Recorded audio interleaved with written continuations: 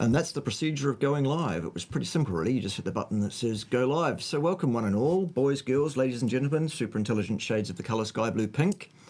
However it is you might identify, we really don't care. You can identify however you like. My very special guest today is Dr. Suresh. And for those of you that have missed the background, here it is. I attended the Carnivore Live Collective event, which I spoke at along with a bunch of other people in Adelaide very recently. And one of the speakers there at the end of the day, the brilliant Bradley, the wonderful Bradley, played some excerpts of an interview that Suresh and he had some time ago, whenever that was. And a number of us sitting there on the speakers panel on that day were somewhat concerned by what it was apparent that Suresh might have said. So rather than bag him for that, what we thought we'd do is we'd invite him on the show, because he is a friend of ours. We are all trying to achieve the same things and actually talk about it in a constructive way. Invite him to present his case in full rather than in an edited version. And then I'm sure there'll be some things that we can discuss. The topic is this phenomenon that has been observed whereby a number of people purporting to be 100% carnivore and consuming no exogenous carbohydrates to speak of are returning A1C values above where the allopathic community might like to see them, perhaps. And as such, that's an interesting topic, a very important topic, and I believe it's something that we should talk about. And as such, that's the invitation. So I sent Suresh a message saying, okay, I heard what it seemed like you might have said based on the edited version of what you might have said. I'm not actually going to agree with you. Nonetheless, let's hear it in full, and then we can deal with it in a constructive way. So I'll shut up and stop talking, and you can give us your case. Give us a bit of the background of your own diet. Where are you now? What happened? All of that leading up to it. Sure. And then tell us what it is basically that you said to Bradley. Absolutely. Well, Bart, yeah, thank you for inviting me onto the show. Hopefully my audio, everything's okay. Some people are saying it's a bit quiet, but thank you for inviting me onto the show. I really do appreciate you reaching out and giving me the opportunity to perhaps discuss this. I think it is a really important topic. I think this is certainly a phenomenon that is being observed in some people, and we'll come back to who we see this in a little bit later. But some people are talking about it, and I want to say, first of all, that I'm here to learn. I'm here to explain what I think may be happening and what I think is going on, and how this might be an issue. But I'm also here to learn, hopefully from yourself as well, so we can have a constructive conversation today, and hopefully everyone else can learn as well. So basically, my background, I've been a doctor for how long now? I graduated in 2010, so, 14 years. I've been in the medical profession for another 7 years, starting medical school. So 22 years now I've been in the medical profession, which is crazy to me. Just turned 40. That's crazy. And most of that I've been just doing standard allopathic medicine. Of course, it's the standard conventional medicine. Prescribed medications, diet, who cares? Just you get sick and die, and here's the medications, this is how you be healthy. But, a while ago, I realized, of course, that wasn't necessarily the best way of treating people. And so started my journey. As with everything, it always starts with a personal health journey. Always, anyone in this space that's doing this, that's broken free of that mold, some people call it a jail, have had their own personal health journey almost always. And mine was just the standard, just morbidly obese most of my life, heading towards type 2 diabetes. I was kind of pre-diabetic. In America, I would have been pre-diabetic. England, I was pre-diabetic. Heart disease in the family, high blood pressure, all of that stuff. So, it was really just a downhill for me. And eventually I decided, that wasn't really going to be the best way to approach this, and maybe I should make some changes. Eventually came across low carb. That really helped a lot. And then, like everything, I couldn't stick to it. Did keto. That worked really well. Couldn't really stick to it. Intermittent fasting. That worked really well. Again, couldn't really stick with it. I'd always find the loopholes. Basically, I'd always be that loophole guy. And I think that was really just food addiction, sugar addiction, maybe food addiction, definitely. If I was seeing myself as a patient, as a doctor, I would probably diagnose me with binge eating disorder. Maybe not now, but certainly in the past. And so none of those things really ever truly helped. I don't think they helped me to get healthy, maybe lose weight, but not healthy. And then I came across carnivore. A couple of years ago now, I heard Dr. Chafee talk at the Low Carb Down Under 2022. And yeah, that really just kind of changed my life, I think, for the better. And at that point, I had honestly given up trying myself. Not given up with patients, but given up trying. And because it was too hard, to keep doing this yo-yo backwards and forwards. And so I came home to my wife and said, hey, look, I've heard this doctor talk about it. I actually heard a patient a couple of years prior to that came in and said, look, I want to do this crazy diet called the carnivore diet. And I just was like, dude, you're going to die. Like your cholesterol, think of your cholesterol. You're going to die. Like, this is crazy. And he just basically said, no, like, you're my doctor. You're going to see what happens. You're going to do it with me. You're going to see, you're going to monitor. And so I agreed reluctantly, because I didn't really want anything to do with it at the time. And I saw the amazing changes with him, but I couldn't believe it. My mind was still in that kind of allopathic jail, so to speak, of just, no, like, I see what's happened to you, but no, that's just like, you're a fluke, you're a weirdo, like, that's just, that, can't happen. It physically can't happen. So then I kind of just put it to the side. And then I heard Dr. Chafee talk, and I thought, actually, there's a doctor here talking about it now. And at that point, I didn't know Ken Berry. I didn't know you. I didn't know Sean Baker. I literally knew nobody on YouTube. And so I tried this. I went home to my wife and said, hey, what do you think about this crazy diet? Like, I'm really unhealthy and I've kind of given up. And she was like, yeah, look, you're fat and you're unhealthy anyway. Like, you've given up, just, and she's lovely. I love her to bits. We're still together. But she was brutally honest. And so I said, look, let's just do it. I did it and just immediately found the benefits of the carnivore diet, immediately. But the really big difference there, I'm conscious of time, I'm waffling a bit, but the big difference there was I stuck to it. And it worked, and it helped my sugar addiction pretty much go away. It really helped my food addiction. And we can talk about a little bit of maybe why that happens and how that happens as well. I think it's a dopamine issue, but that's maybe a separate topic. But it really helped, and so I stuck with it. And then after about somewhere between 6 and 12 months, really noticeable at 12 months, probably started happening around 6 months, if I'm honest, retrospectively, though I don't know for sure. I started to notice that I just wasn't quite feeling as good as I used to on the carnivore diet at the start. 4 kilogram brisket sounds nice. Awesome. I'm getting distracted by the meat. Haven't had breakfast yet. And I started to feel not quite as great. And then over time, it started to kind of gradually get a little bit worse. I still felt good. Way better than I'd ever done before, but just not quite as great. And it was going downhill. My bloods were starting to go downhill a little bit. And I know you're going to shake your head, but a lot of those issues I was seeing, I started to see similar to Paul Saladino, what he talks about. And so I thought, okay, well, he's talking about this as well. Like, maybe this is a thing. Maybe I'm like Paul. Maybe carnivore doesn't work for me, etc. But I was also starting to see this with patients as well, coming in and doing amazingly to start with. But then suddenly down the line, maybe that 6 or 12 month mark, just not quite doing as well as they were. And then the blood tests going off a little bit, including A1C. And so I kind of thought, okay, well, maybe carnivore is great short term. Maybe it's not great long term. Maybe let's change it up a little bit. So listening to Paul Saladino, perhaps wrongly, I started to go down his route, added in the carbs. I know you're shaking your head. But look, it's all a journey at the end of the day. And I was having some similar issues to him, saw some patients having similar issues to him. And I didn't want to be stuck in an echo chamber in just the mindset of, no, carnivore's it, and who cares how I'm feeling? It doesn't really make any sense. So I thought, let's make a change, added in the carbs, and instantly felt better, immediately felt better. And those issues I was seeing on my blood tests, like testosterone going down a little bit, sex hormone binding globulin going up a little bit, they instantly, almost overnight, corrected. So that kind of said to me, okay, well, maybe carbs have a benefit here. And started to add more and more carbs back in. And eventually gained about 15 kilos in about 3 months, which was not very nice, but was an important part of the journey. And so since then, I've been backing off that, going back more towards the carnivore side.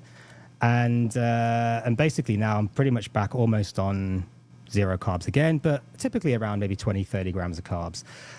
And I notice when I drop below that, maybe 20, 30 grams, depending on what I've been doing in the day, I start to get issues back. So things like cramps come back, just start to feel not quite, it's hard to explain, just not quite as good maybe. And if I go too high, I start to get issues again, putting on weight and so on. So that sweet spot for me personally seems to be around 30, maybe 20 to 40 grams of carbs a day, perhaps. But I was also noticing this with patients, that they were also having very similar effects. And a lot of the long-term carnivores, zero carb, were having issues on their blood tests, similar to what I was experiencing, similar to what Paul Saladino was talking about. Whereas the more relaxed carnivore, so there may be 20, 30 grams of carbs a day, occasional carb refeed, occasional non-carnivore foods, for example, wouldn't experience these things. And they also, I was also seeing, a big one was small dense LDL. So small dense LDL, I was noticing on the zero carb carnivores was 100% just going up. So lipid subfractions that I fairly regularly do for my patients, because I think they're really important, to really break down that cholesterol profile, rather than just looking at the LDL, of course. And even the triglyceride HDL. I mean, I know you've spoken about it, Ben Bickman speaks about it, this poor man's insulin resistance test, poor man's lipid subfraction. I'm of the mindset of, why not do the full test if people can afford it? It's not too expensive here in Australia. It's about $100. And so a lot of my patients were opting to get that done. And I was seeing on the zero carb carnivore, the very, very strict carnivore, it was getting worse. So the small dense LDL particles were getting worse. So LDL 3, 4, 5, 6. No, I've never seen 6 or 7, but I've certainly seen 5. And 100% of my zero carb carnivore patients, LDL was, small dense LDL was getting worse. Of the ones I had a data set for, so not just a single result, of the ones I had at least 2 results. And look, this is not a randomized control trial, of course, this is anecdote, but I had around 15 to 20 patients, to look at. And it was pretty striking. It was 100% of these people were getting worse in terms of their small dense LDL. But I wasn't seeing this on a relaxed carnivore. I wasn't seeing this on a non-zero carb carnivore. And I wasn't seeing this on keto. They were all getting better. Their LDL particle size was going up, large, buoyant, fluffy LDLs, their small dense LDL was going down. But I was seeing this on strict carnivore. So I was, hang on, what's going on here? Why am I seeing this? Is this a problem? And of course, we know small dense LDL is a big risk factor for cardiovascular disease.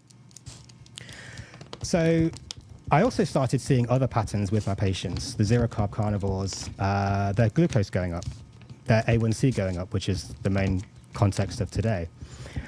But this also seems to be associated with other signs of metabolic dysfunction. So I was starting to see triglycerides creeping back up again, liver function like ALT creeping back up again, gamma GT sometimes going up again, and things like cortisol going up, DHEAS, dehydroepiandrosterone sulfate going down, testosterone going down, sex hormone binding globulin going up, all basically signs of, in essence, a stress response and potentially worsening metabolic function. So it wasn't just a single marker I was looking at. I was looking at multiple markers here. And it was a pretty striking pattern that the zero carb carnivores I was seeing this issue with, yet the non-zero carb carnivores, I wasn't seeing this at all. And that to me was really very interesting. Add to that, then people were often clinically, within themselves, symptomatically feeling inevitably worse on a long-term zero carb carnivore diet. Initially great, and then eventually getting a little bit worse. And then when they added some tiny bit of carbs back in, often feeling a lot better, that led me to think, well, maybe actually carbs have some benefit here. Which leads me then to the A1c and the glucose. And when I say carbs, I mean like 10, 20, 30 grams, not 3, 4, 500, like Paul Saladino and the government advises us. And certainly not bread and pasta. I would say those clean carbs, like maybe dairy, perhaps a bit of fruit here and there, nothing too much. And so then, glucose going up, A1C going up, this made me think, well, if there's no... I know what people are saying, that A1C going up on carnivore is perfectly fine because we're carnivore, so it's okay. But without presenting really any evidence of that, other than just saying, well, we must be okay because we're healthy, so it must be okay. Fasting glucose going up also didn't really quite marry with the line of, well, if A1C goes up because red blood cells live longer, why does fasting glucose go up? And is that a problem? And also, why is it associated with this kind of metabolic dysfunction, or what appears to be a metabolic dysfunction? And why does it go down when you add a little bit of carbohydrates? Why does fasting glucose go back down again? Why does A1C go back down again when we add a little bit of glucose? So to me, the whole thing just doesn't really add up a great deal. And, the null hypothesis I think we have to come back to is raised glucose is bad. We all kind of know this. And so why are we saying that a raised glucose or a raised A1C on carnivore is just good? Because it must be good because we're carnivore. To me, that doesn't make a lot of sense. And so I question that narrative when nobody's really presenting, at least me, I've not seen anyone really giving any real evidence as to why this is a good thing. Does that make sense? Okay. All right. Very good. Let's go through the main points that I took notes on as you were speaking there, Suresh, so that we can deal with what you said, I guess, point-wise, in the best way that we can. First of all, you spoke about LDL, small dense particles, as being a risk factor. My response to that is, please indicate the name and journal in which any paper whatsoever has been published at any time, cause and effect to establish that claim in any way, shape or form. Cause and effect, no, because there's no randomized control trials. And of course you know that. Right, because there is a very strong association. Hang on, risk necessarily, Suresh, is a cause and effect statement. It has to be. Correct, fine, yes. So, right, LDL, neither LDL nor cholesterol nor any subfraction of the lipoproteins have ever been shown, cause and effect, to play any role in the etiology of any disease process of any kind whatsoever. Is that correct or not? True. Right. But then neither things like diabetes. So diabetes has never been proven. But we're dealing with it point-wise, so let's deal with the LDL1 first, which we've just done. Okay, so what you're saying is, yes, Professor K, you are right. This has never been shown to be a risk factor. Okay, fantastic. Fine, yes. Good. I'll admit that, right. Yes. Good. Right, number 2, you spoke about the A1C going up in folks who are on ostensibly a close to zero carbohydrate diet, i.e. one not containing any plant materials to speak of. Because we all know there is some carbohydrate inherently in meat. Very little. I mean, the meat that we buy from the butchers, for example, now, or the supermarket, it's been sat around for a long time, and there's negligible glycogen left in that. So ostensibly, a fresh kill you're once again agreeing with me that there is ostensibly no carbohydrate to speak of in meat and animal fat, mostly. Correct. And as such, what you're suggesting is that a person consuming a diet which is basically completely devoid, to all intents and purposes, of carbohydrates, seems to be associated in your observations with an elevation or a tendency to elevate the A1C. Correct. Is this a universal finding or is it not?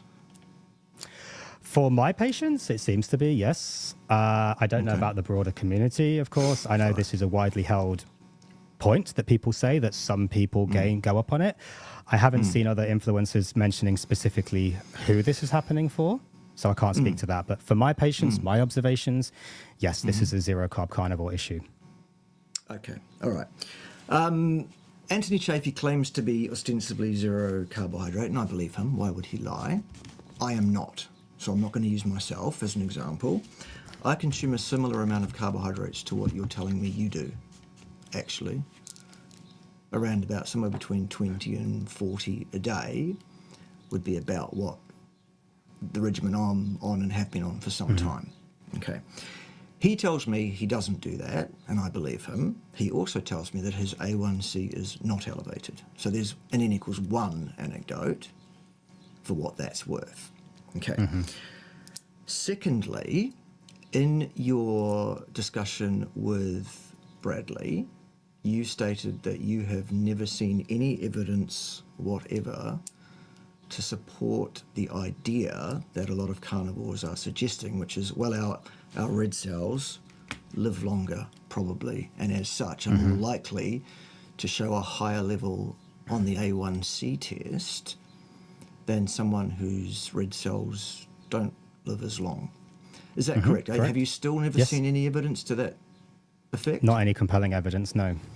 Okay, I too wouldn't say compelling evidence. Have you seen any inference whatsoever that could reasonably, perhaps, in your mind be used to assert that it's actually quite likely that a person who does not consume any carbohydrates may well have red cells that live longer?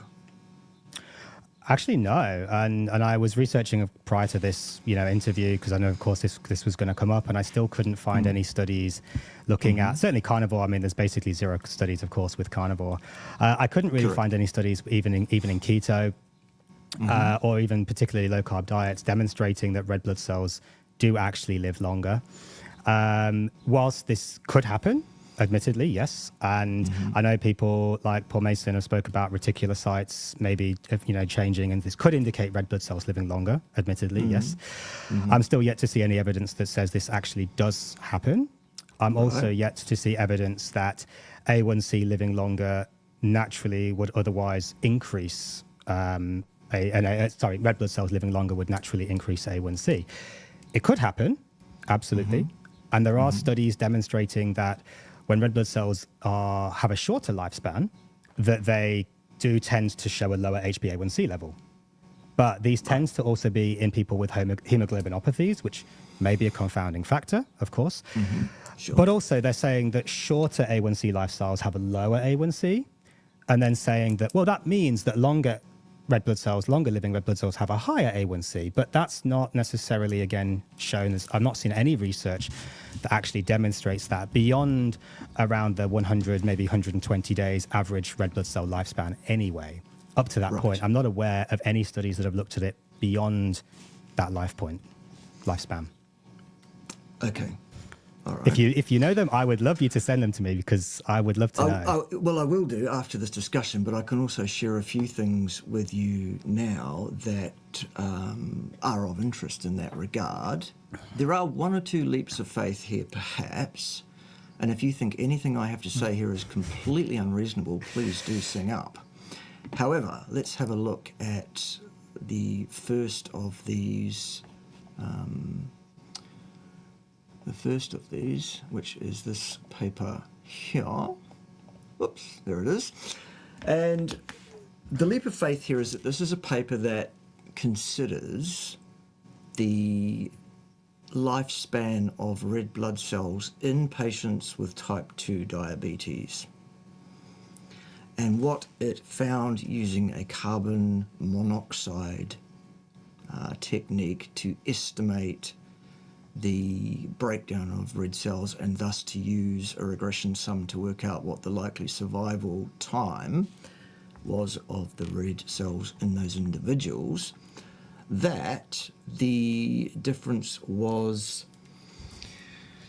on the order of 18% shorter lifespans in those with diabetes type 2.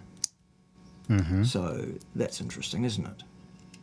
So shorter lifespans, but what was the maximum lifespan that was actually measured? In the so-called healthy matched pairs, in this cohort, on that occasion, the survival time in those individuals was 103.6 days, plus or minus. Right. Which is within the standard. Absolutely. Within the standard 90 to 100 days. This is what I'm saying is studies that people are saying suggest red blood cells live longer, HbA1c goes up. They're using data to say that shorter lifespans are lower, therefore longer lifespans are higher. Right. But that's So, not what this yes. study is showing. So that's why I said the leap of faith here is that, okay, those with diabetes, there is an inference here of shorter lifespans. I don't know if we can make a leap of faith, though. I'll let you finish. That the leap of faith there is that it is not impossible that red cells are living longer in those with better blood glucose control. It's certainly possible. What we don't have is the evidence that it is so. I agree with you. However, lack of evidence is not evidence of lack, is it? And what we need is the study to either test that hypothesis and either confirm or refute it before we can wholesale dismiss it as that's just rubbish. Am I correct in that regard? You are correct, but if I may, of course, absolutely. I think taking a leap of faith is, and I 100% agree with you, that absolutely if red blood cells live longer, then they could, and I maybe incorrectly said when I spoke to Bradley that wouldn't be the case. I've since changed my position on that after further research. If red blood cells live longer, then yes, A1C could go up. And that is potentially evidenced or demonstrated by a shorter red blood cell lifespan with A1C going down. The problem there that I have is this leap of faith. I don't have a problem with the leap of faith saying that, well, maybe A1C, maybe red blood cells could go up in terms of lifespan. And maybe then A1C could possibly go up on that. The issue I have is that I think we need to come back to the null hypothesis here, which is that raised A1C is bad. Because I'm not aware, and maybe you can tell me otherwise, Bart, I'm not aware of any evidence anywhere in the world that suggests that a raised A1C is in any way beneficial and otherwise not harmful. Right. Have you seen any evidence in a carnivore population of individuals with very tight blood glucose control that an A1C at 5.7 or 5.8 or 6 or 6.2 is definitely a problem? I would say that there's certainly, when it's associated, and I've seen the association, A1C going up, almost invariably associated with other markers of potential metabolic dysfunction or signs of chronic stress. Okay, well, let's deal with potential markers of, because we've dealt with potential markers of already in this discussion, haven't we? I.e. potential markers of so-called risk of heart disease, i.e. small, dense or large, fluffy LDL, which is absolute errant nonsense. I disagree with that, but carry on. Well, it is nonsense, because if you want to make a cause and effect claim, risk, then you need the evidence that there is a cause and effect relationship. And if you want to say this is associated with that, then I'm going to say, fine, it may well be associated. In the same way that the sale of ice creams at Miami Beach is associated with sunburn that day, isn't it? Or shark attacks, absolutely. And shark attacks as well. Ergo, to stop the scourge of shark attacks, what we must do is outlaw the sale of ice creams. It's ridiculous, isn't it? Absolutely, of course it is. But we can't discount everything that is an association, because, I mean, again, to my knowledge, there's never been a randomized control trial that says, okay, we'll give you diabetes and then we'll see if you increase your risk of heart disease. Well, you can't get that past ethics. Well, exactly. We know that there's an extremely strong association. And I think at some point we have to say, well, if the association is really that strong, okay, yes, it's not causative, of course, because it's an association. It's not actually causative. But I don't think we can just discount everything saying that it's not proven to be causative, that there's not a randomized control trial. Because you and I, of course, both know, you just said, there's never going to be a randomized control trial for everything. You mentioned Dr. Chafee earlier. I've heard him say, there's no randomized control trial for wearing a parachute jumping out of a plane. Doesn't mean it's not a bloody good idea. To wear a parachute. Number one, we don't need a randomized control trial. and I'll tell you why we don't need a randomized control trial is because the mechanism of death there is absolutely established and predictable on every occasion with no variation whatever. Yes, i.e. gravity is a thing, gravity does exist, and the gravity will cause you to be attracted to the Earth at a rate of knots, building up to terminal velocity, and the sudden stop when you hit the ground is a thing that will kill you.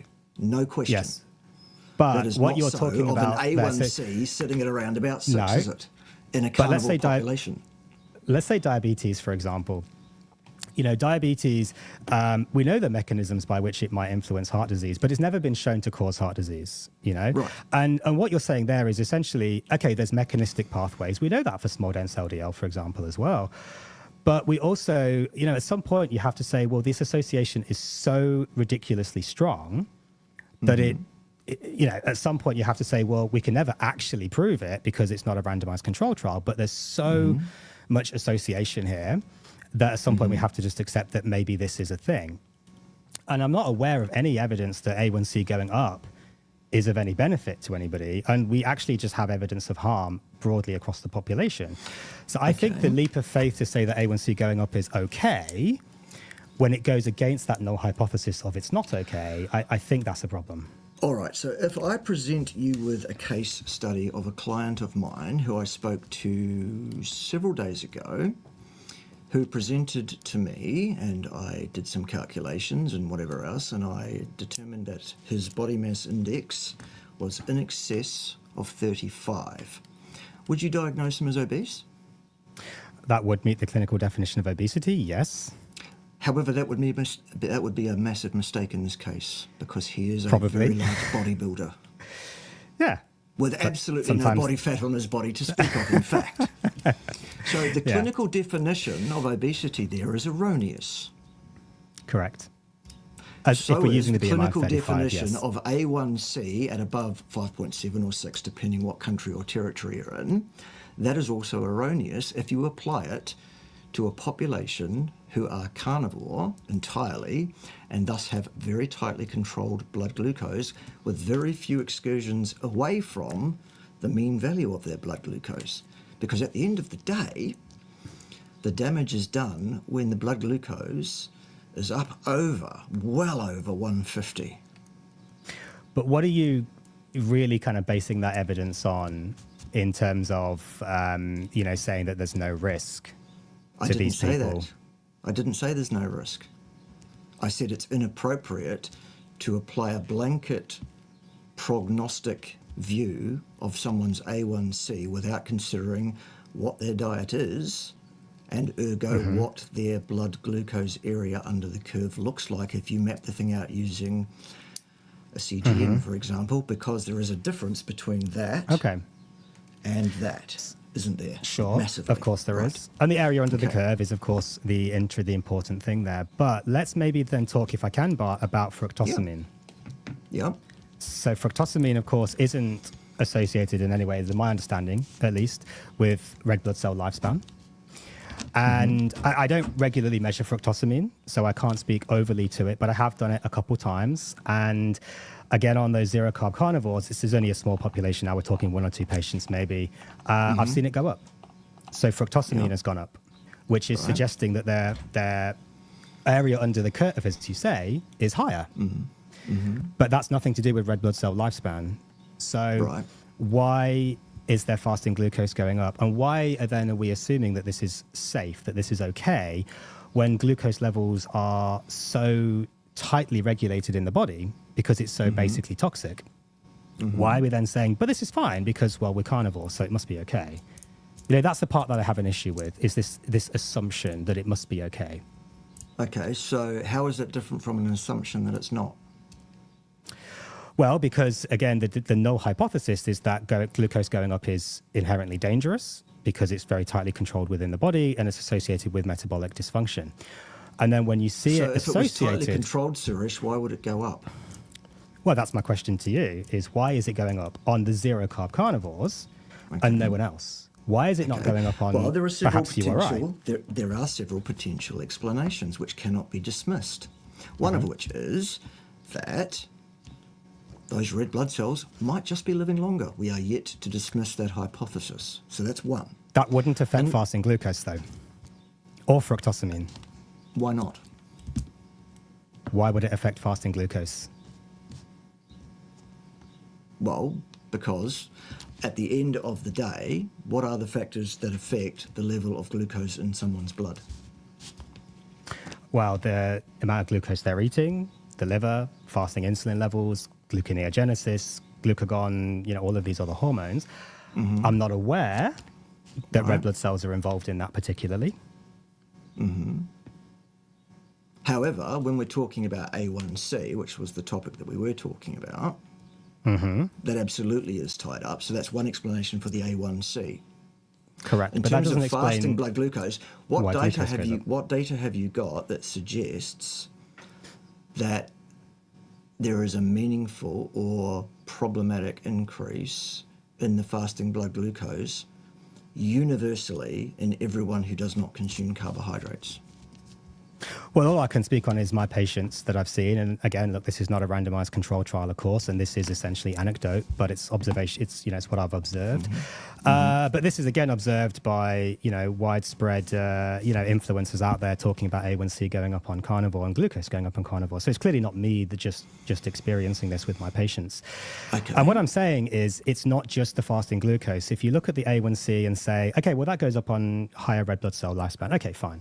Let's just assume it does. Fine. Okay. Well, that was one of a number of potential explanations, yeah. That doesn't suggest why the fasting glucose goes up. Right. And I think, again, we have to come back to that null hypothesis. Well, I alluded cells... to and invited you to give me a list of reasons why the fasting glucose might change from one value to another value, up or down, and you quite eloquently gave me a list of multiple variables that can affect someone's blood glucose, all of which are under the control of the body's homeostatic mechanisms, are they not? Correct, yes. And does the human body function according to a set of genes that have survived at least 3.8 thousand million years, and probably much longer than that, and as such probably know what they're doing much better than an allopathic medical community that's existed in its current form for a very short period of time, who are doing things like imposing threshold values inappropriately on things and making prognostic views on the basis of markers. Because you also were invited to tell me about your symptomology earlier on, and you said, well, I just didn't feel quite right. Well, what is that? Well, I can explain. So my libido was going down, my energy levels were going down, my sleep was getting disrupted, my stress levels starting to go up. And look, all of these could be any number of factors, absolutely, of course. Great. And as I said, this is not good and a accurate randomized control of your trial. food intakes? No, not absolutely all the way through. No, okay, so ergo we're probably never going to get to the absolute bottom of it, but there are a number of things we could guess at. We could suggest that perhaps your protein intake was too high for you and not for anybody else, for you, perhaps. Maybe. You can't dismiss that if you don't have accurate food records, so that could well have been a problem. Tell me, did you eat any organs to speak of, and if so, in particular liver, how much of that did you eat?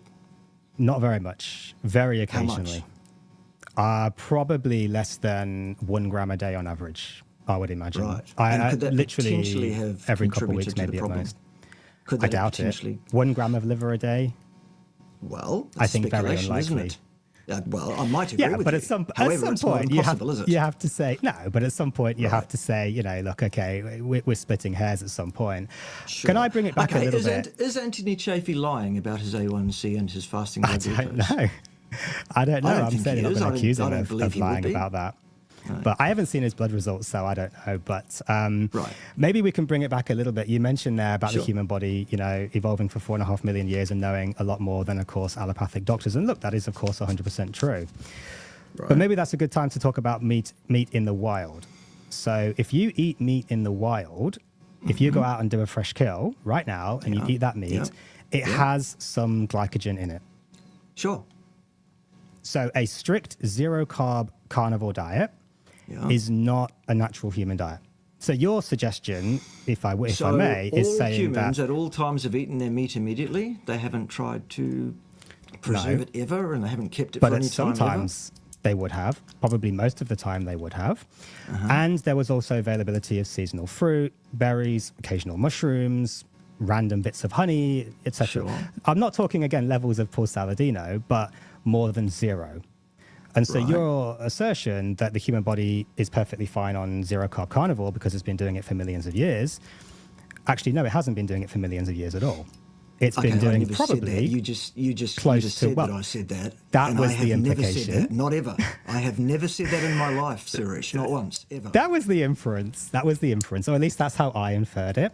But that's the thing. My point is here, a human evolutionary diet is not a zero-carb diet, not 100% zero carb, never ever eating a carbohydrate. It's not a natural human diet. And so we're in a state now with a zero-carb carnivore diet long term. We're in a state where we're not eating a natural human diet anymore. Albeit we're close to, yes, but we're not actually eating a natural human diet. So now we're outside of the realms of a normal human physiological process, in my opinion. In your opinion, yes, okay, fine. Yeah. You're entitled to an opinion, of course. Do you have any evidence that your opinion is backed by anything other than what you've just said? No, I do not. No. Okay, right. So I guess that's the point on that one.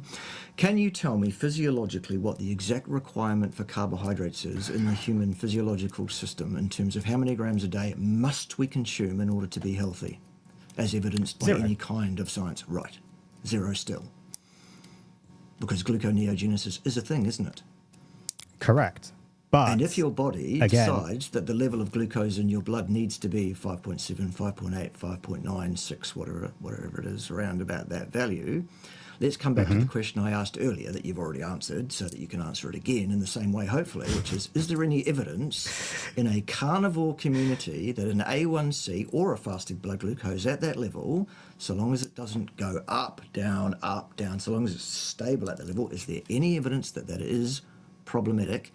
Other than some markers, which are basically a bunch of tosh and nonsense. they're not a bunch of tosh and nonsense, though, Bart. Well, we've just dealt with LDL, haven't we? And that absolutely is, without any question whatsoever. I We've disagree. just thrown, I mean, LDL, well, yes. you may well Small dense disagree, but LDL, no. you did absolutely concede to me that there's not a scrap of evidence to support the lipid hypothesis, didn't you? No, I said there's no randomized control trials that shows that, agreed with you, there's no randomized control trials that show small dense LDL as a risk factor for cardiovascular disease. Right, But there's well, there's a what you very said, strong exactly. association. No, there isn't. But we can say this. We Suresh. can say No, there exactly the isn't. same for high blood pressure. We can say exactly the same for smoking. We can say exactly the same for diabetes. We know So are you these are massive suggesting risk that factors. the level but there's of no risk RCTs. associated with smoking not. is anything similar to any of the risks associated with any of the No. lipid profiles? No. Okay, so that's ridiculous, I'm not. isn't it? No, it's not ridiculous because you're Of course it's saying that ridiculous. there's no. Are you saying You're that saying there's no link. 11,800% increase in risk per pack year of smoking is anything remotely similar to what they're reporting No, for I'm associations not. with any of the lipoproteins? No. Okay, good. I'm glad not. you're not supporting, because that would But be absolutely you're- beyond a joke. Of course it would be. But Right. you're saying that there's no increased risk, or suggesting that there's no increased risk because there's no RCTs, there's no definitive proof. But there's no RCTs for any of these things. No. I I'm think that's what saying you're that suggesting. No, I'm saying to you, Suresh, very clearly that risk, the term risk, the use of the word risk, demands absolutely that that is a cause and effect statement. So why do we say that diabetes is a risk for heart disease? A risk? I don't say that personally. You just I said, say- well, why does it smoking? You said there's an 11,800% increased risk. No, incidence of Is there an RCT? of lung cancer per pack year of smoking. It's 11,800% increase in the incidence of lung cancer. That's So a you're pretty saying that large smoking incidence doesn't change, isn't it? increase the risk? It is, but are you saying that smoking I'm doesn't not increase making the any risk then? statement about risk, Suresh, because I'm a disciplined but can scientist. you see how? Can you see how that sounds, though, Bart? I don't mean to be argumentative, but well, you are being argumentative, Suresh. I am. And what you are suggesting is that I'm saying something I am not saying. What I'm saying to you is the use of the word risk when we're talking about prospects for people is entirely ill-disciplined and inappropriate scientifically. And I'm explaining that to you, if you'll allow me to finish, by saying that risk demands cause and effect. Sans the Okay. evidence for cause and effect, the use of the term risk is inappropriate. Absolutely. Fine, It's okay. ill-disciplined and it's out with science. okay. So we can Let's talk carry about on. incidence. And the incidence of heart disease as that relates to any of the lipoproteins or cholesterol or any subfraction or any density or any size particles, they are all absolutely minuscule. They are all completely within signal to noise ratio and as such of no utility for any one given living human being over a 100-year lifespan. That's what the statistics tell us, those of us that understand statistical inference. Those of us who have been a professor of health science for 20 years and have dealt with statistical analyses more times than most people have had hot feeds. So that's what I'm telling you is a fact about that. Right, okay. So that gets that one dealt with. There are no established risk factors.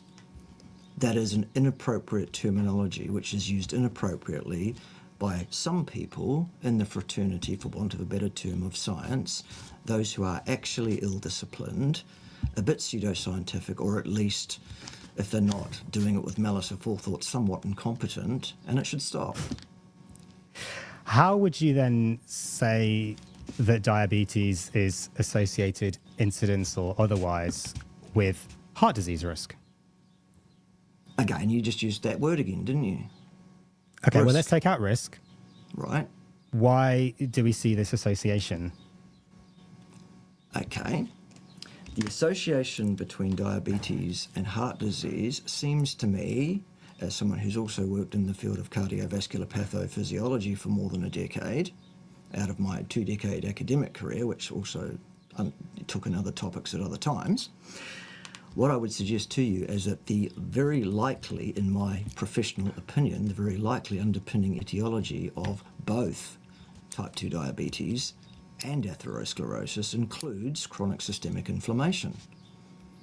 So we have a spurious correlation between two factors that are both actually underpinned by something different. In the same way as the shark attack ice cream analogy, or the shark attack sunburn analogy, or the drownings in swimming pools as that relates to the release of movies by Nicolas Cage, although that one might have some causal artifact, I think. But if we look at, for example, the Women's Health Study, inflammation was actually a very low hazard ratio. Whereas diabetes, of course, was a lot higher. I think at some point, and when you say I understand what you're how saying are you determining inflammation? I would have to go through the Women's Health Study to double check. I believe they looked at inflammatory markers. I'm not 100% on that. Right, so markers of inflammation, some of which may or may not be particularly good. Right, okay. But also, at some point, I think you're talking we need to about a establish that population. risk. You're talking about a specialised population of people working in a specific industry only, of a specific gender only, and of a specific age range only. Ergo, I think it's likely to be applicable to most people, though. Well, that's I think it's likely to be. It's not underpinned. It's not underpinned by evidence that is so. Okay, but to come back to what you said, Bart, at some point you have to take a leap of faith. Right. Unless I don't the leap of see faith how that I choose to take in my professional opinion doesn't align with your opinion, in which case it's no good. Is that what we're saying? What's good for the goose is good for the gander, I think, at some point, Absolutely. Bart, Yeah. However, the difference is I use correct discipline and I say, well, look, this is my professional opinion based on significant experience in this field and experience as a well-published scientist in my own right. And I'm doing the same.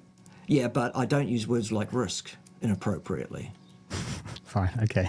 So I guess that's the difference there. Okay. Now, you have said that all these markers that you spoke about are all good and valid in some way, and I'm said, well, in my professional opinion, I disagree entirely. Definitely on the LDL one, which we've dealt with. Fine. The A1C is questionable, very questionable, as we've discussed. Its actual correlation with values of actual blood glucose are also very questionable. Furthermore, there is no evidence whatsoever that an average blood glucose value, if it was stable at even 6, is problematic, which you've agreed to. No, I don't. I haven't agreed to that. No, I think there is actually. If you look at someone with pre-diabetes, you'd better justify that with some pretty good science, then. Yeah, I mean, if you just look at people with pre-diabetes, borderline diabetes, A1C of 5.7 or 6%, they have a very strong association with all sorts of metabolic problems, all sorts of other issues as well. Which issues would that be, Suresh? No, hang on. Which issues would that be? Yeah. Well, they can start to obviously get weight gain, increased cardiovascular disease, increased risk of cancers, metabolic dysfunction, fatty liver, all sorts of these other conditions. Fantastic. High blood Is that pressure also true in a carnivore? Is that also true in a carnivore population? Of the carnivores, zero-carb carnivores that I have seen with A1C going up, yes. They are starting to get signs of metabolic dysfunction. Are there any published data to support your claim at this time? No. Are there any published data to that's support the your answer to claim? the question then. Thank you very much. I'm not. No, you can't have it both making ways, claims. Bart. Well, You I can't have actually it both ways. I actually You can't can. say that. I'm asking you you whether can't there's say any that evidence. glucose going up is fine when it's not been published. Again, you can't you say are that. misquoting me. I you did know. not say it's fine at any time. I never said it's fine. I asked you whether there was But any evidence it is not fine. That's the null That is hypothesis. not the same question. Well, The null who gets to hypothesis- determine what the hypotheses are, Suresh? Who Because decides this what has the been hypotheses widely are? held for a long time. This is So the null appeal hypothesis. to consensus fallacy. I see. Good. Okay, right. Right, well, we've dealt with that. So let's now move on to the triglycerides issue. Okay. Are you familiar with the study of N equals 385,000 MI patients within 24 hours of their MI, where they looked at the value of triglycerides in those patients who had I'm presented not. to a hospital ER? Okay, I'll give you what the thing was. If triglycerides were a valid marker of risk, to use that naughty, naughty word, what would you expect to see when you look at those 385,000 people's triglyceride levels? What kind of graph would you see in terms of what's going on with them? You said they were admitted within 24 hours of being admitted with an MI. Yes. Yeah, it's probably going to be changed. It's not going to be what it's going to be. Changed from what? From a long time. Off the top of my head, it would probably go down. There's going to be disruption. I mean, triglycerides can change on a dime. It doesn't mean that's what it's been doing for their whole life. Right, so there's no area under the curve assessment whatsoever. Is that what you're suggesting? No, what I'm saying is that triglycerides can change very quickly. So doing a single one-off measurement with a patient on a triglyceride level that's high post-MI, when there's been a sudden massive change in the body, may not be overly useful. Now, I know you're going to say, well, hang on, you're just doing a one-off assessment with patients and triglycerides and saying it's important. Right. But these patients haven't just had an MI. And these are multiple, series pathologies with it getting worse over time, going up Okay, so over time, what I should say. pathologies are we talking about? Because markers are not Blood tests, pathologies, I mean. Suresh. I mean blood tests. Right, so markers. But I'm saying, things like... not actual symptomatic well, blood pathology. pressure starts to go up.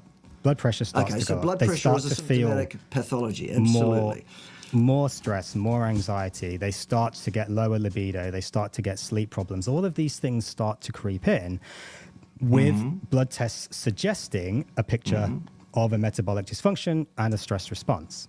That's what I've seen on my patients. And in your experience Correct. and in your professional opinion of markers. Yes. Right, okay. And combined with the symptomology. Let's get back to the question about what would you expect to see in a population of 385,000 people who have had a demonstrated MI in the last 24 hours if triglycerides were a valid marker of risk, to use that word. Well, when you have an MI, the triglycerides are probably going to go down. Down from 24 what? hours of an MI, well, down from question, higher. Down from what? I mean, I would imagine they would probably be quite high for most people, but triglycerides, we know, are not super strongly associated, but there is an association. It's not as strongly associated as, say, diabetes, for example, or high blood So pressure. would it surprise you to hear then that the triglyceride levels of those 385,000 people showed a normal distribution at the population average? No, it wouldn't surprise me at all. Right, okay, so But that's that not really doesn't going to be say very what- good as a risk factor for anything, is it then? Well, no, I disagree, because it doesn't show you what they've been on doing what for their whole basis, life. Suresh? For goodness sake, I've just dismissed it for you, surely. On the basis, it's just a single one-off result, and it doesn't show you what's been happening for their whole life. With their triglyceride levels, potentially most of their life. We don't know.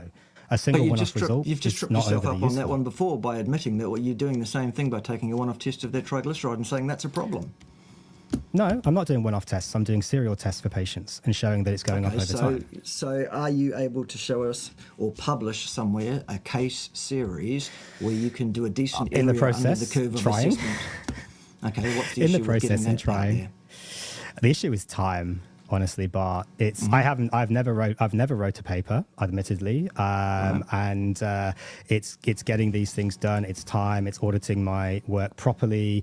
The other part is, and I know you're going to criticize, of course, here. And look, these are anecdotes. These are not randomized control trials.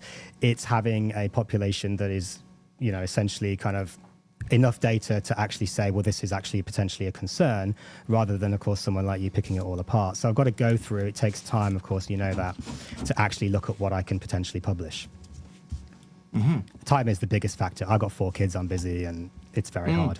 Oh, we're all busy. We've all got other things on. I've got a farm to run and a YouTube empire to try and keep going.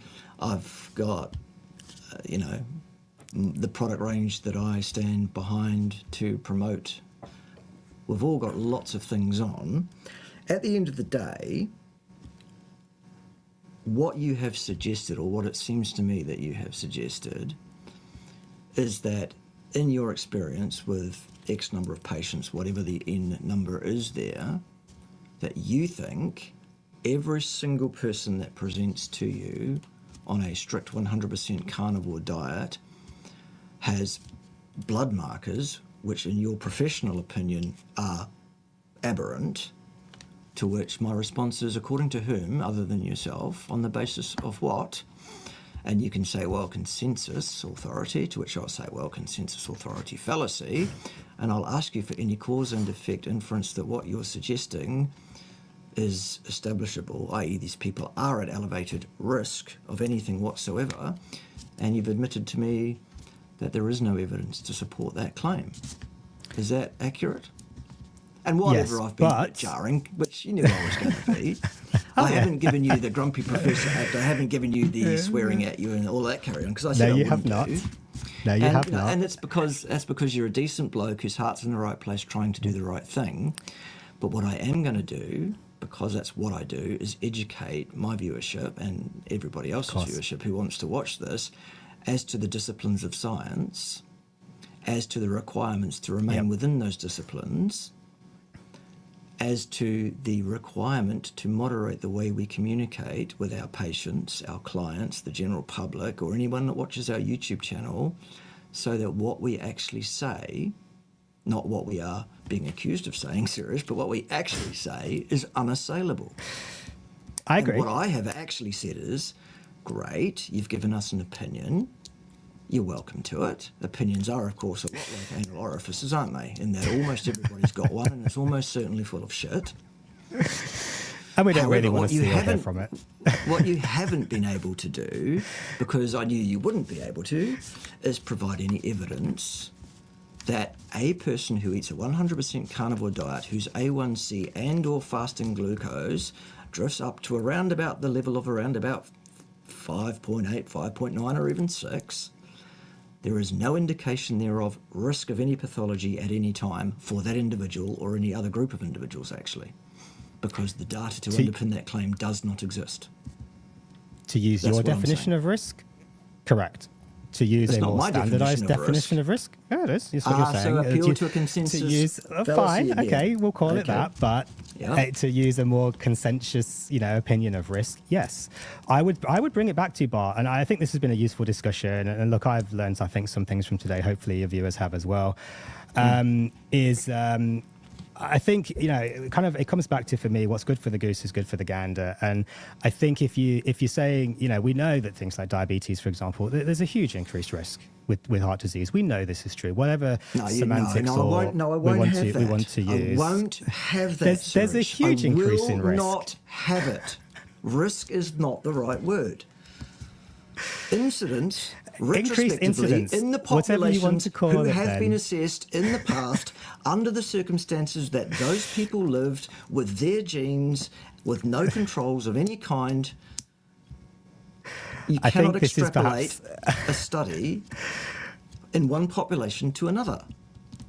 No, but to say that there's no increase in risk because there's never been a study, there's never been a randomized control trial that's looked at diabetes and heart disease, smoking, and heart disease. Okay, a randomized you're control deflecting trial. Again, Suresh, and I'm going to stop you because you're deflecting again. Fine. The point at moot here is the inappropriate use of the word risk. Risk is not the appropriate word. The concept that you're trying to get across may or may not be valid, in that in the past, in a population of people who have already been assessed for a period of time, there was a known incidence rate, there was a known association between this factor and that factor, There was a Pearson product moment correlation that could be calculated. There was an R-squared value that could be calculated from that around that correlation to give us some idea of its veracity, meaning and utility in those people at that time. What we cannot do is use that data to impose a statement about risk on any other population going forward from that point in time, and certainly absolutely not to any one given individual. Because that is out with the disciplines of science. Please do. Yes, go. Can I ask you a couple of follow-up questions then, Bart, if I may? Yeah, of course. What do you think about then people saying that A1C going up on carnivore and glucose going up on carnivore is perfectly fine? I would say there's no evidence to support that claim. Any more than there's any evidence to support the claim that it's not. Why do you think that we don't see this on keto or relaxed carnivore? Well, why do you think we only see it on zero carb? Just because I want to learn here from you as well. What you're do you talking think? about is what you've seen. Okay, fine. Okay, so the one thing that we started to talk about before we got off track and started talking about risk again was that there are a number of potential explanations for any one given individual's response, or indeed any response of any subpopulation at large.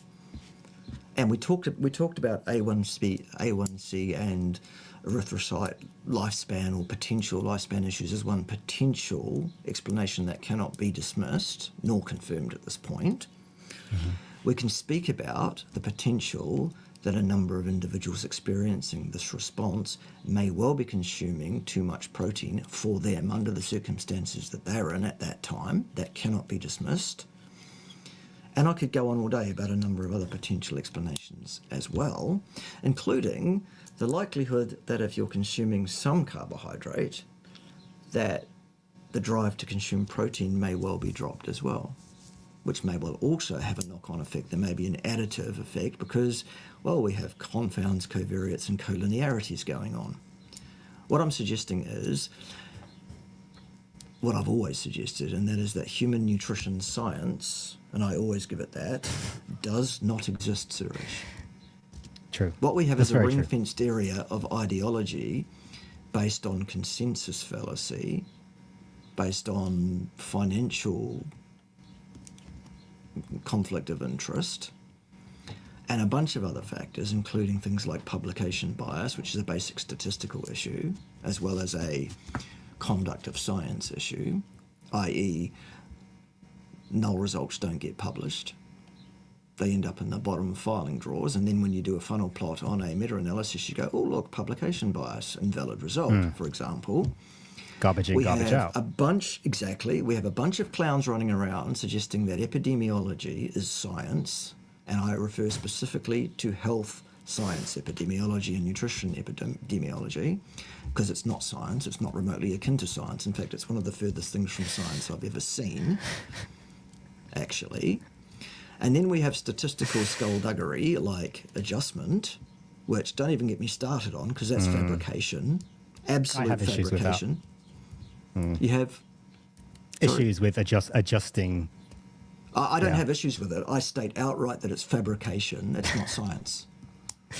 Personally, there is no justification for using it. None at all. I don't understand how they kind of. I would agree. I mean, I'm not a scientist. I don't truly understand these things, but I don't really understand how saying, well, these people have all these issues, let's just take all these issues out and then see what happens. It doesn't really make any sense to me overly, but anyway. Well, it's impossible. It cannot be done. You cannot get fully formed eggs out of a baked cake. There's no way. And if you understand, like anyone that's done even more than 3 minutes of scientific training, that a single variate regression is unable to inform on causality, then you must understand that a multivariate regression is similarly unable, because it's just a bunch of single variate regressions imposed one upon the other without any statement around cause and effect of any one of them or their contributory factors. It's just garbage. So I'm glad that we're at least, on the same page with respect to that. And I actually don't think, Suresh, that you and I are that far apart on many things. Obviously, the conduct of this discussion is around making it interesting for folks. And while I'm not playing the character, while I'm not swearing at you and carrying on, I did want to be very, very clear with you that your opinion around the drifting up of HbA1c in 100% carnivores is just that. It's an opinion, and you're entitled to it. It's not one I share. I don't personally believe, it is my opinion, that this is not an indication of any serious risk of anything in any given individual at all. However, I'm remaining disciplined and saying, I'm not saying it is or it is not. I'm saying that absolutely the unassailable position is that there is no evidence that it is problematic in any way, to which you can and have retorted with, well, there's no evidence it isn't either. And that puts us on the same page. Now we've both said, there you go, there's no science here. And that's okay. I think we probably agree on more than we disagree on. Yes, and we also agree on the fact that there is no need, absolutely need, to be 100% carb-free in terms of exogenous carbohydrates. I don't believe that there's any need for that either. I don't think there is. What I do know for a fact, and what you've confirmed, is that the need physiologically for any whatsoever is none. And we've also agreed that Paul Salad, I don't know, pouring hundreds of grams of the stuff down his stupid neck every day of his life is contraindicated, have we not? Yes, probably not a good idea. Right, good. Okay, so I mean, I guess that was what I wanted to get out of today. Was that about an hour? I thought it might be an hour or about 90 minutes, depending on what's what. What else did you want to say? What else should we talk about? Should we deal with some questions in a collegial fashion before we finish off? We certainly can.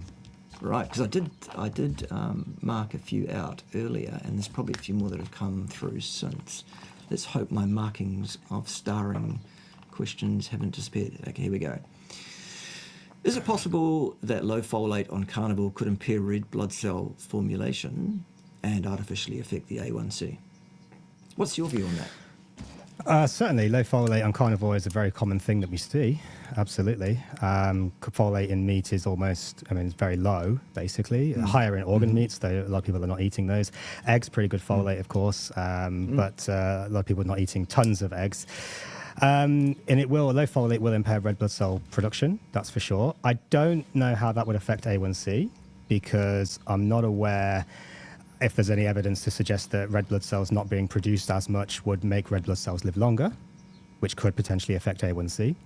So I don't think that would affect it in any way, but I'm not 100%. Or, I guess the other potential thing that I'm just thinking about now is if you have impaired ability to produce red cells, ergo you might have a lowered red cell count, then each individual red cell may well be exposed to more glucose, and ergo there could be the inverse to what we're suggesting, or what you're suggesting there potentially as well. I guess we'd both be speculating a bit on that, which is, again, what we're here to do. We're all here to speculate a bit. Yeah. I would also add to that, any question of that kind, I would also say, well, low folate, according to whom, on the basis of what? Because normative values are not necessarily ideal values, are they? They're not. That's an interesting point, though, and again, maybe you'll criticize me for this, but what I've seen with patients on the carnivore diet, strict kind of zero carb carnivore. When I say carnivore, that's what I'm talking about here. Folate dropping, and I kind of refer to it with patients as a functional folate level, not just looking at the absolute values. Interestingly, what I've seen is often a rise in homocysteine level going up. So when homocysteine is going up, that does, to me, suggest a functional folate deficiency. And then when folate comes up, then homocysteine comes down. That suggests that the folate levels were actually low for the body. And that's, I have observed that at times, with the carnivore diet. I'm just looking at my piece of paper, and there's one more note of one thing I wanted to discuss with you based on your opening gambit that I forgot about. You spoke about stress markers, stress hormones, etc. Number one, I don't actually buy the label stress hormone. I think, it's a hormone, whatever you're talking about. Stress is a value judgment statement. Science is empirically litigated. But that said, let's say they are markers of stress, these stress hormones. My question would be, is stress contraindicated? Acute stress? No. No, of course not, because chronic stress, the situation. Yeah. If you have zero stress, what's the situation? Well, you're dead. Well, you're probably dead. Yes, exactly. See, we are on the same page. Awesome. Oh, yeah. All right, so distress is what we're trying to avoid.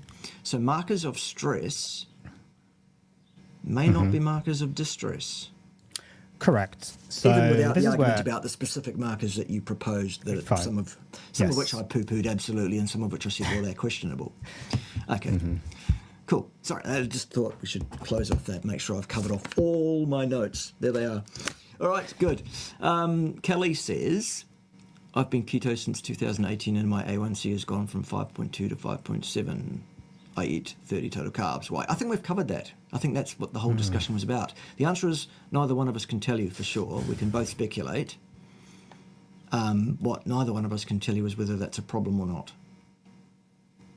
I guess, is the answer.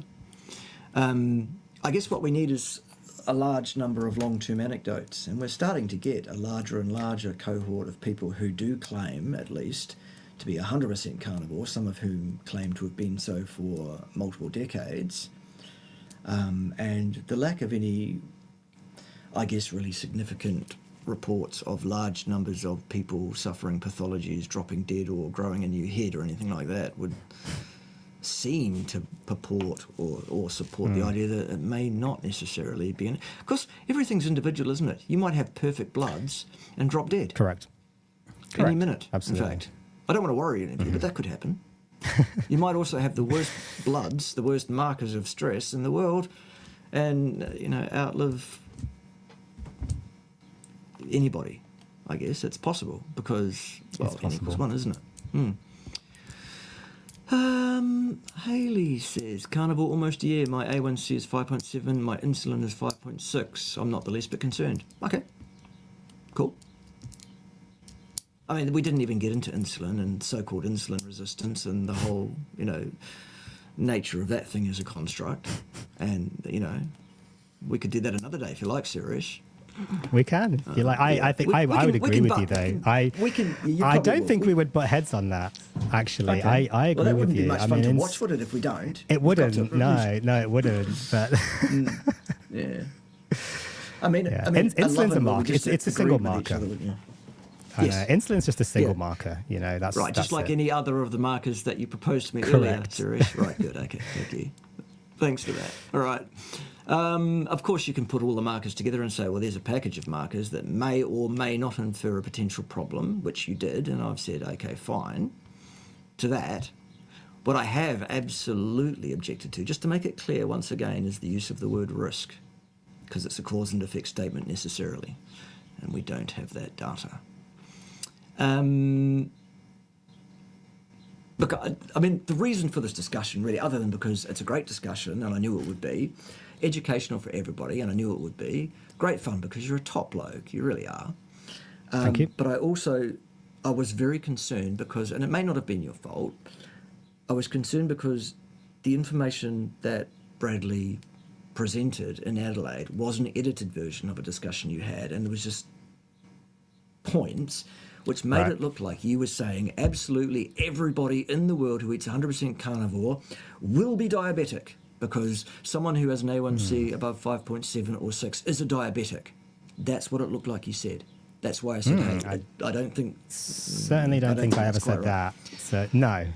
Well, you did in the edited version of what you said. That's why I object to people editing what I've said. Because that's not what I said. Yeah, and that's why I sort of said, right, we better actually give you the opportunity to put your side forward, put your case forward. And I think you've actually did a really great job, Suresh. I really do.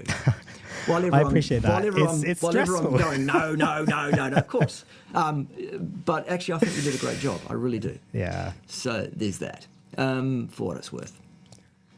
I appreciate that, but I do appreciate you saying that. And look, admittedly, I am not a scientist. I don't do papers. I don't do all this research. But, I just like to approach it all from a patient perspective and just, trying to do the best for my patients. That's really, at the end of the day, I think that's what we're all trying to do. Of course. Yes, of course. All right. So that was the reason for it, really. Any more questions, folks, before we let Suresh get on with his day? Please, yes. Can I ask you? I actually have a day off today. It's never a day off, but I actually don't have anything. Okay. But people do have to Then leave you're at not some on leave. point. But do you mind if I ask you a quick question, not related to this really at all? And I don't know if you've seen this. I'll send you. I don't know if I can do a screen share on my side, but I can put it in the private chat. This thing about I saw Dr. Ids. I don't know if you know Dr. Dr. Ids. Idziot. Dr. Idziot. Yeah, go on. I thought you may have heard of him, and I saw one of his things on Facebook. Coming up. How do I do a share screen? If you press the present button, I may have to. There it is. I can put it up. Poof, that is. So I don't know if you've seen this. This was the study he was citing, this specification curve analysis to red meat in all-cause mortality.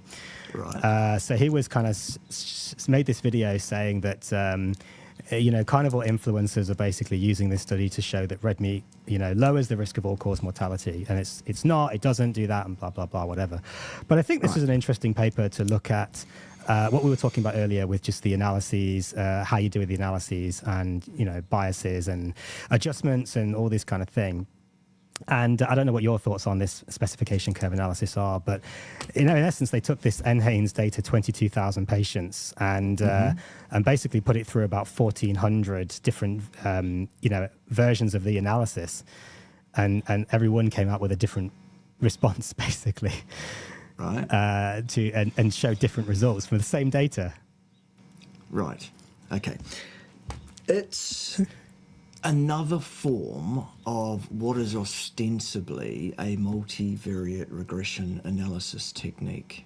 It is an attempt to pull the wool over the readership's eyes and the editorship's eyes of journals to falsely claim that they are able to determine how much different factors have contributed to a hard-baked outcome in some way. A task that is absolutely, completely and utterly impossible statistically, logically, or ethically.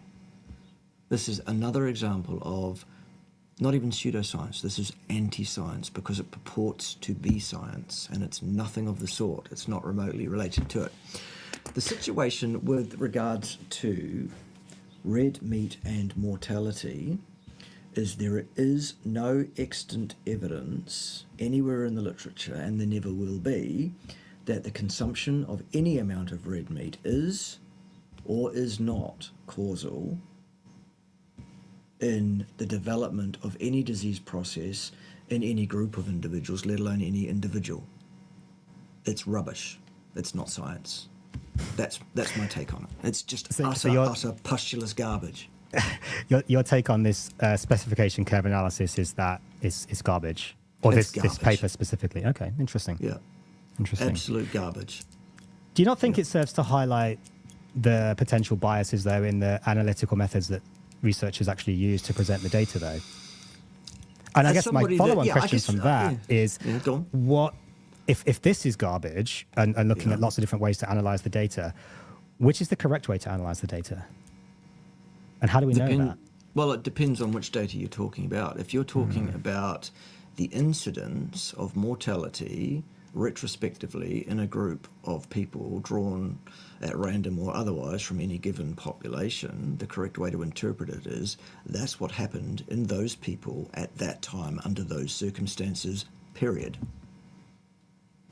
As soon as you then put a comma after that, strike the period and put a comma and say, and therefore we can project what will happen in another group of people at another time under different circumstances, that's where you've crossed the line and you've lost your scientific discipline and you're out with the science. The tendency, the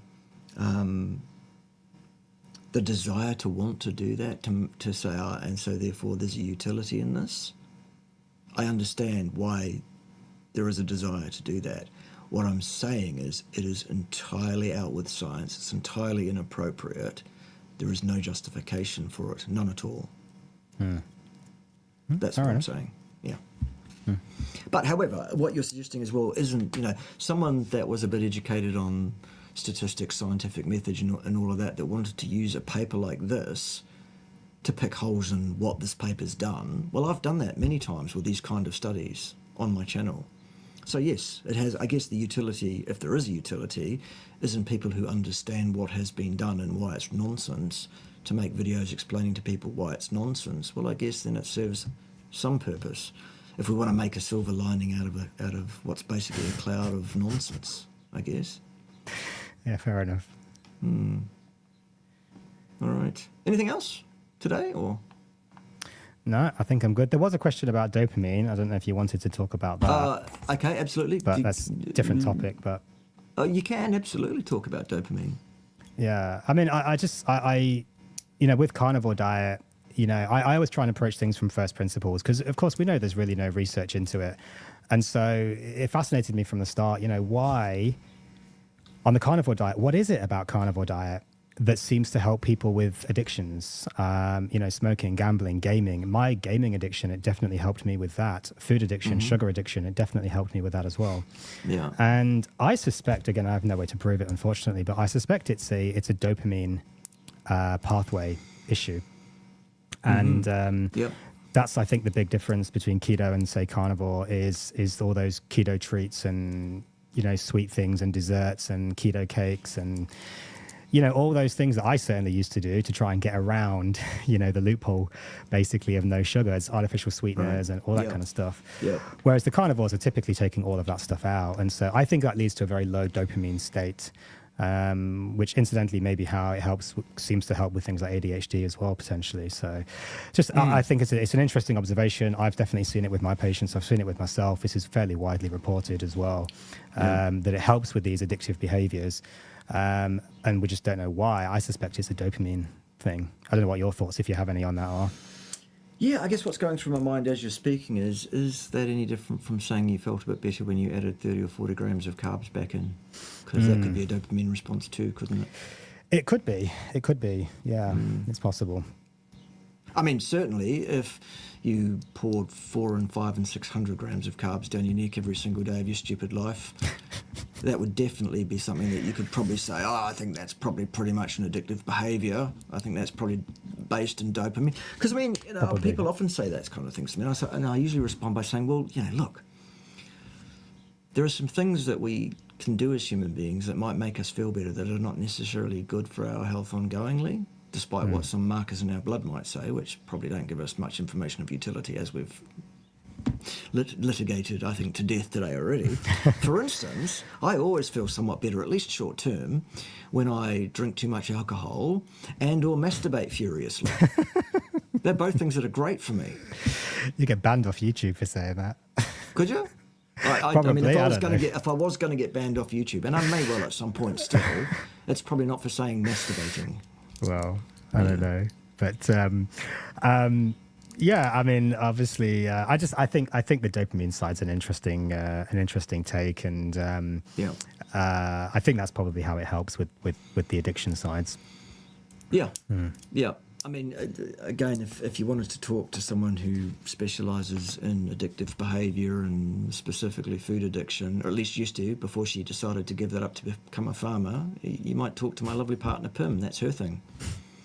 I'm not really an expert in that. I tell you what I am an expert in, though, breaking the tension with a bit of humour. That's something I've always been pretty good at.